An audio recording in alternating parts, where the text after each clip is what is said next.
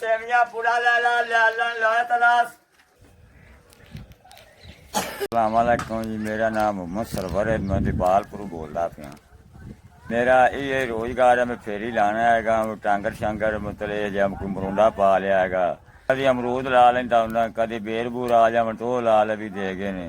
फेरी का काम करना हैगा ते बचत है कोनी 200 कदे 150 कदे 300 ये कुछ लभदा हैगा ते इन दिनां जी घर दा रोजगार नहीं चलदा। 200-300 रुपया आंदा हैगा, वडेरी उम्र हैगी है ते फेरी दे विच लग जावे ते कोई 200-400 बन जांदा, कदे पल्लों भी पै जांदे हैगे ने, रखना पैंदा हैगा।